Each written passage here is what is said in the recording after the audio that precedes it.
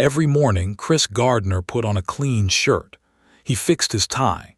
He walked into a Wall Street office in San Francisco and tried to look like every other trainee in the room. But when the workday ended, he did not always have a home to return to. He had a young son. He had a backpack.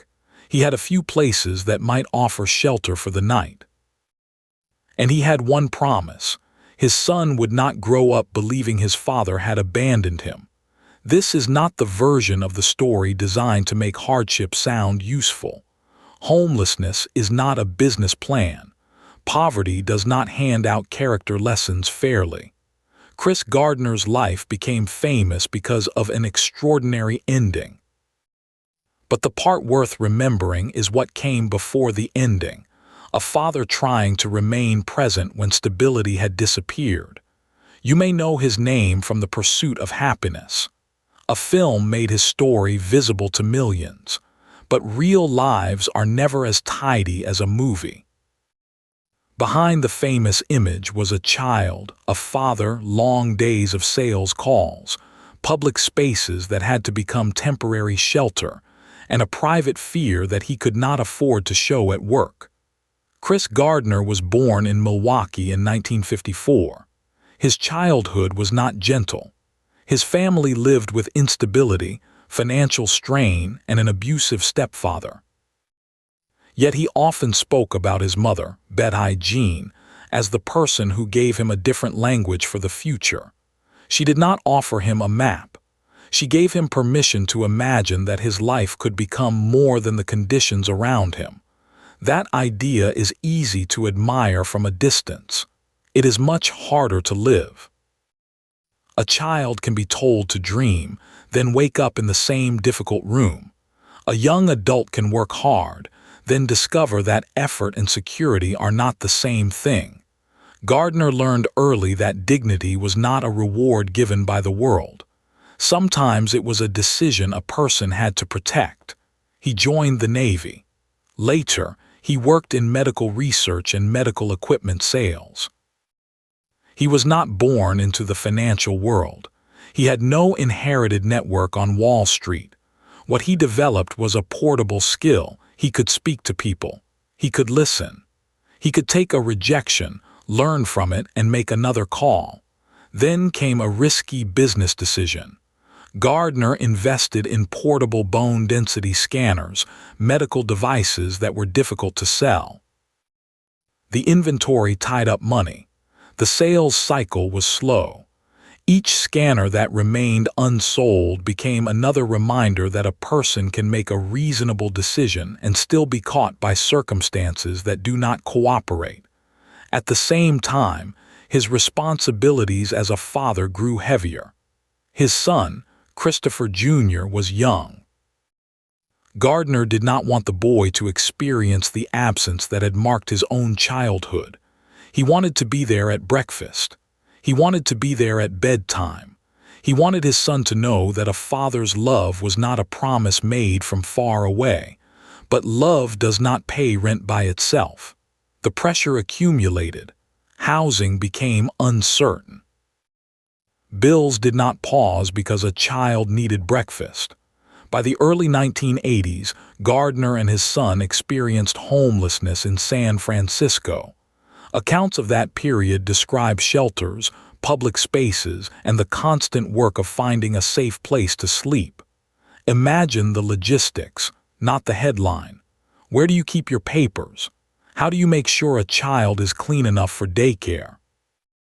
Where do you change clothes? How do you arrive early to a job interview when the night before was spent searching for a place to rest? The crisis was not one dramatic evening. It was 100 small decisions repeated before sunrise. Gardner did not tell every colleague the full truth. At work, he needed to look prepared. Professional life often rewards the appearance of stability. Yet behind that appearance was a father carrying uncertainty into every room.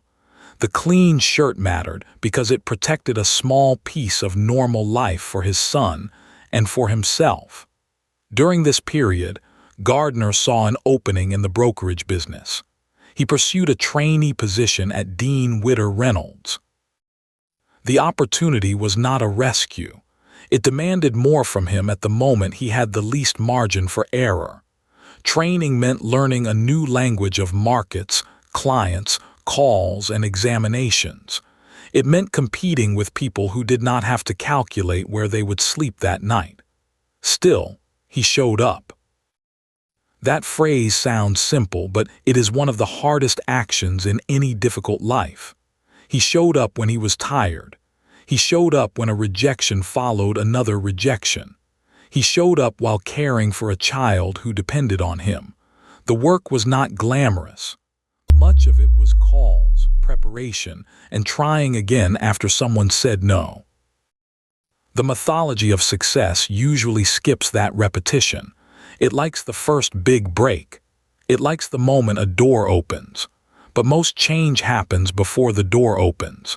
It happens in the calls no one answers, in the applications sent after the earlier ones were ignored, in the decision to return to a difficult place because someone you love needs you to keep trying. Gardner had learned something from sales. A no is not always a judgment of your worth. Sometimes it is timing. Sometimes it is a bad fit. Sometimes it is a person who cannot hear you. A rejection can hurt and still be information.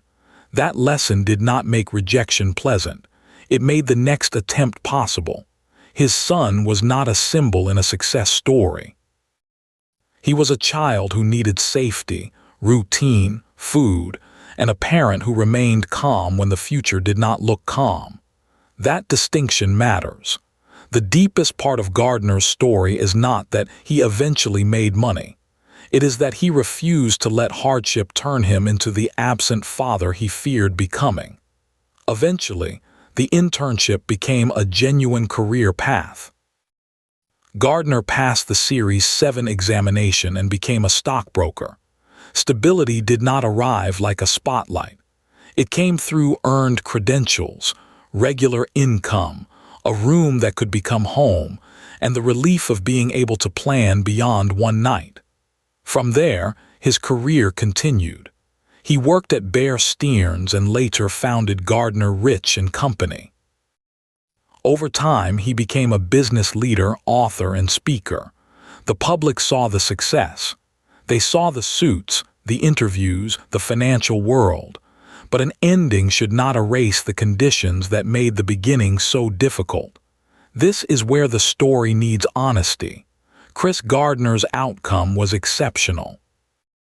Many people experiencing homelessness work just as hard and never receive a brokerage opportunity, a partner, a mentor, or a lucky sequence of events.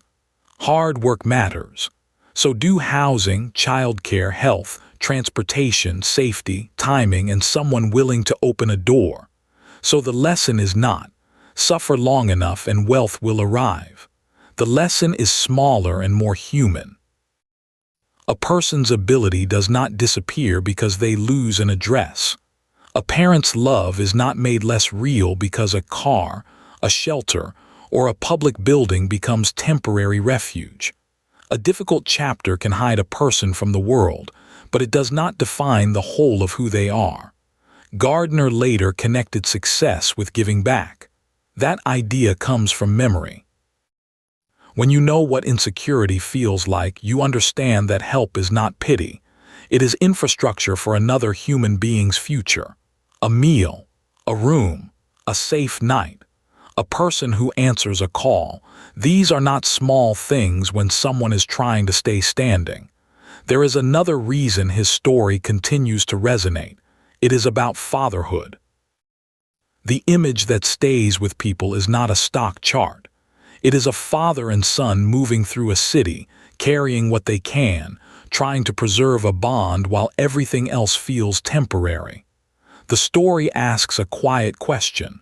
What would it mean to be present for someone when you have almost nothing left to give? For Gardner, presence meant preparation. It meant work. It meant returning to the next call. It meant looking after a child even when he was afraid. It meant refusing to let the world's uncertainty become his son's explanation for why his father was gone. If you are watching this while life feels unstable, this story is not asking you to perform inspiration. You do not have to turn pain into a motivational speech. Sometimes courage is not a big decision. Sometimes it is one form completed, one call made, one honest conversation, one night survived, one morning where you stand up again. And if you are watching from a place of stability, perhaps the lesson is different. The person you pass on the street may have skills, work history, a family, a dream, and a chapter you cannot see. Homelessness is not an identity. It is a condition that people experience. Dignity remains. Chris Gardner's story became famous because the ending was dramatic, but the real power of the story is not the money. It is the refusal to disappear.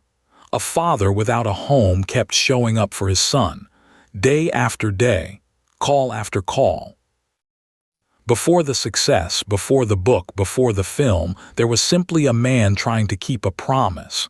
That is an invisible chapter, and for many people, it is the chapter that deserves to be seen. If this story moved you, subscribe to Invisible Chapters. We tell the human stories behind the headlines with dignity, context, and hope.